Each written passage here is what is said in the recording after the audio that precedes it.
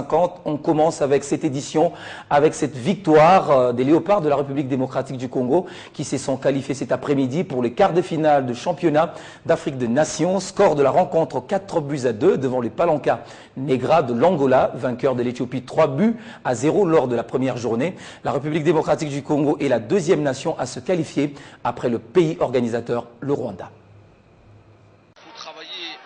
Sérieusement oublié.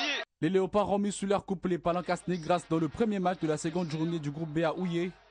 Pourtant, les Angolais se sont procurés la première occasion du match à la 3e minute, avant de voir 2 minutes plus tard les réactions congolaises.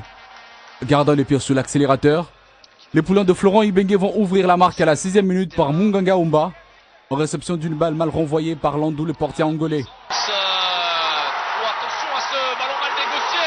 Les Congolais resteront maîtres du jeu, à l'image de ce centre dévié par Bolingui qui dépose le cuir juste devant Meshak Elia, qui d'une feinte, trompe le défenseur angolais et marque le deuxième but à la 18e minute. Pour taire les bruits qui couraient sur sa sélection et titularisation par Florent Ibenge, les sociétaires du TP Mazembe Jonathan Bolingui Pangui va inscrire d'une belle frappe le 3e but congolais à la satisfaction de nombreux supporters qui ont fait le déplacement pour Boutaré. 3-0. Le score restera inchangé jusqu'à la fin des 45 premières minutes. Jonathan. Au retour du citron, les Congolais mèneront la danse avec des attaques virevoltantes. Mais en vain, le centre de Baoumeto à la 49e minute en direction des Bolingui ne servira pas à grand chose. 25 minutes plus tard, réarmés par leur entraîneur avec la montée des Mathéus, les Angolais réduiront la marque à la 74e minute par Gelson qui bat Matampi, les gardiens congolais. À la 81e minute du match, viendra le 4e but congolais. Bopé du TP Mazembe marque de la tête, d'un centre venu de la gauche allant vers la droite, centre ajusté par l'Omanissa de V-Club. Les Angolais parachèveront le score de la rencontre en inscrivant leur 2e but avec la complicité du capitaine congolais, Joël Kimwaki, qui d'un centre tire contre le ballon des Yano en direction de ses propres buts à la 84e minute. 4-2. Tel est le score final, avec une victoire qui permet à la RDC de se qualifier en quart de finale. Il s'est de souligner que le Congo n'avait plus aligné 2 victoires successives en phase de poule d'une compétition majeure. Ceci depuis le dernier sacre en Coupe d'Afrique des Nations organisé en Égypte en 1974. Et seul Florent Ibenge vient de relever le défi laissé en sélection par l'entraîneur yougoslave Vidinic.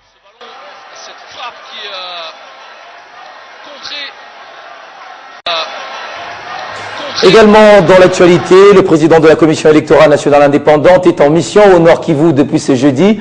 En province, il a échangé avec les membres de l'exécutif provincial ainsi que les députés provinciaux et d'autres acteurs étatiques de la province. Ensemble, ils ont abordé les questions liées au processus électoral. Corneille Nangaa promet de rencontrer la société civile demain vendredi. On l'écoute.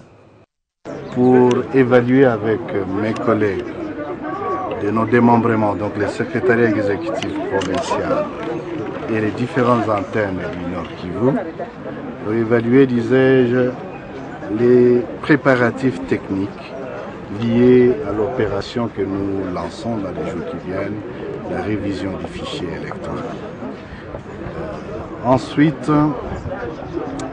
nous allons profiter de notre séjour à Goma pour échanger avec toutes les sensibilités sociopolitiques sur les questions touchant le processus électoral. Donc nous allons faire l'état de lieu du processus électoral. Nous allons les écouter et nous allons porter plus ou moins des réponses aux préoccupations qui concernent tout le monde, en ce qui concerne le processus. Enfin, nous sommes là, toujours dans le cadre de l'opération que nous allons lancer. Nous sommes venus pour déployer nos matériels, les matériels roulants, que nous allons mettre à la disposition du secrétariat exécutif provincial. Ces matériels roulants sera important pour le déploiement des matériels d'enrôlement des électeurs. Nous sommes en consultation et notre passage à Goma est aussi dans ce sens-là. Nous consultons toutes les forces vives.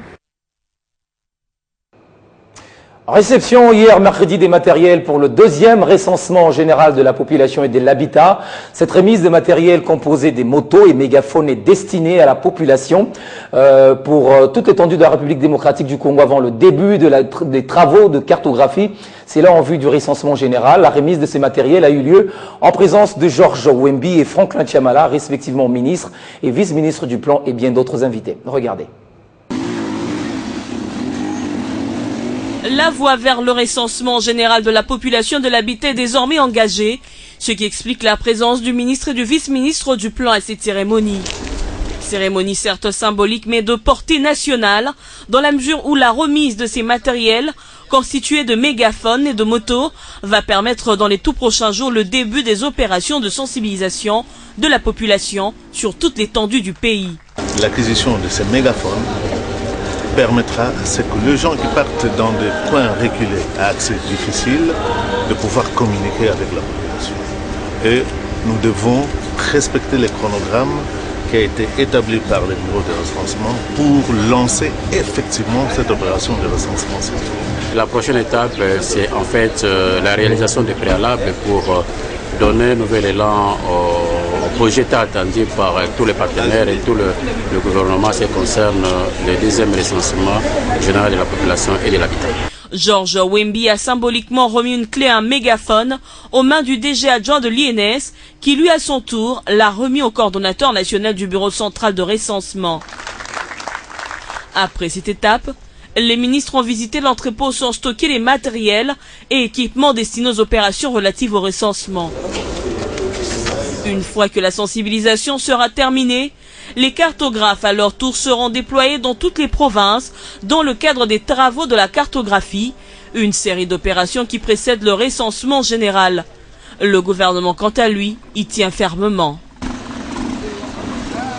Le dialogue, on en parle encore dans ce journal avec cette mission réussie de la députée nationale Véro Loumanou qui a sensibilisé la population de la nouvelle province de Lomami sur l'opportunité de ce forum très attendu. Également au président du caucus des députés ressortissants de Lomami, profitant de ses vacances parlementaires, elle a sillonné l'ensemble de cette partie du pays pour également appeler la population à la cohabitation pacifique et un soutien au chef de l'État Joseph Kabila.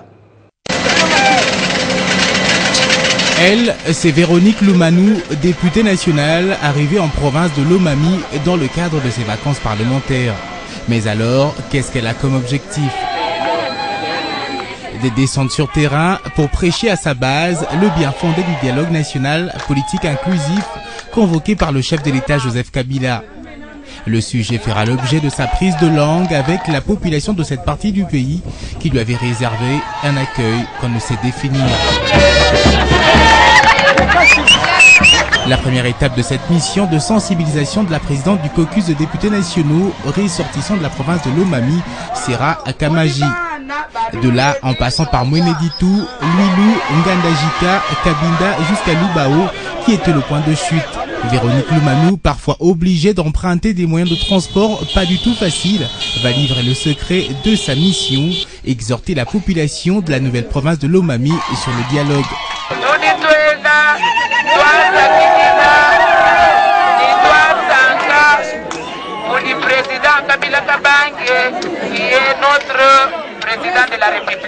Elle a également axé son message sur la cohabitation entre toutes les communautés qui composent l'ensemble de la province pour faciliter le développement.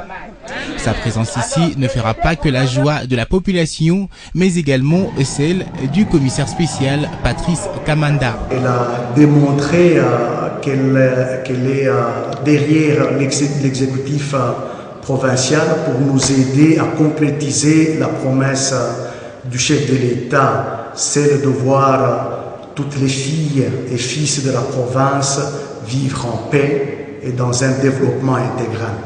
Cette partie du pays, connue sous contrôle de l'UDPS, parti de l'opposition, n'a pourtant pas fait montre de cela. La foule venue en liesse dit le contraire.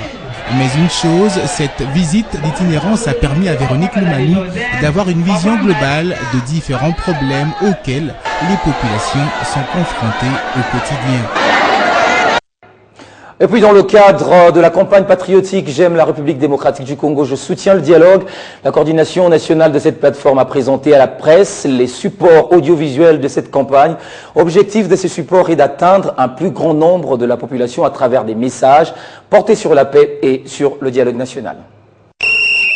Après l'étape de la sensibilisation de masse et des proximités sur la campagne patriotique « J'aime la RDC et je soutiens le dialogue », et qui ont été déjà réalisés sur terrain à travers la ville de Kinshasa, cette campagne entre maintenant dans sa troisième phase, celle de la mobilisation de la population à travers les médias. C'est dans ces cadres que le coordonnateur national de cette plateforme a présenté officiellement ses spots audiovisuels à la presse. C'est comme ça que j'ai réuni la presse ce jour pour leur remettre symboliquement ces deux supports audiovisuels. Dans ces deux supports audiovisuels, on retrouve dedans des messages de sensibilisation en faveur du dialogue national inclusif tel que convoqué. Et ces messages sont lancés au public par toutes les catégories de la population.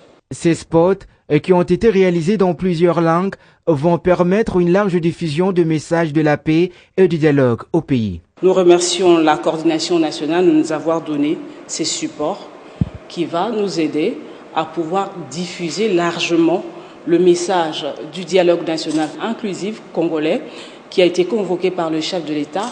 Et ce dialogue sera un endroit où toute la population, toute tendance confondue, va se retrouver pour pouvoir discuter de l'avenir du pays. À travers cette initiative, le vœu de cette structure est de mobiliser les Congolais à adhérer au processus de l'organisation du dialogue national au pays. Plus de 400 jeunes retenus dans le cadre du programme Jeunes Professionnels initié par le ministère de la Fonction publique viennent d'être admis sous statut au sein de l'administration publique. C'est le ministre Pascal Oussumbicho qui leur a livré cette nouvelle ce jeudi lors d'une communication dans la salle de conférence des affaires étrangères. Il s'agit d'un pas dans le processus des réformes de l'administration publique de la République démocratique du Congo. Des applaudissements nourris à l'annonce de la nouvelle qu'ils attendaient sans doute. Après des mois de formation, puis des stages, ces jeunes professionnels vont enfin pouvoir mettre en pratique ce qu'ils ont appris au profit de l'administration publique. Ils ont même hâte de rejoindre leur poste. Nous nous inscrivons réellement dans cet objectif de faire de l'administration publique congolaise une administration publique de développement. Il y a plusieurs défis à relever. Nous allons normalement faire un effort de changer les choses. Le rajeunissement de l'administration publique, l'un des piliers majeurs de sa réforme, franchit ainsi un grand pas dans cette marche périlleuse. Ça a pris beaucoup de temps, le recrutement, la formation des jeunes professionnels. Et maintenant, nous arrivons au niveau où ils doivent officiellement intégrer l'administration publique. Nous venions de signer les arrêtés qui les admettent sous statut. Les commissions d'affectation vont être signées par le secrétaire général chargé des actifs. Et donc désormais, ils ne sont plus stagiaires ou élèves, ils deviennent automatiquement agents et fonctionnaires de l'État. Ça signifie tout simplement que l'administration publique attend beaucoup d'eux. D'autres lots pourront suivre dans les semaines ou mois à venir. Ils seront composés notamment des jeunes formés à l'École nationale d'administration. Clôture ce jeudi de la session de directeurs centraux et provinciaux de la Direction générale des douanes et accises, ouvert mardi dernier. Cette première session de l'année et la 11e du genre avait pour objectif de trouver des voies et moyens pour une mobilisation plus efficace de recettes en 2016, car celle réalisée l'an dernier n'a pas été à la hauteur au regard des objectifs assignés. Contrairement à l'ouverture, à la clôture, pas de ministre de Finances et son vice, ni le numéro 1 de la douane. Tous empêchés pour des raisons professionnelles. Ce sera au tour du secrétaire général aux finances et les 2 directeurs généraux adjoints de la douane que va se dérouler la cérémonie. Cérémonie marquant ce jeudi 21 janvier la fin des travaux de la 11e session de directeurs centraux et provinciaux. Ici en image, tous les directeurs, stylo à la main, signant le contrat de performance et l'acte d'engagement d'éthique pour le premier semestre en référence à leur mission quant à la mobilisation de recettes au profit du trésor public, mission principale de la douane.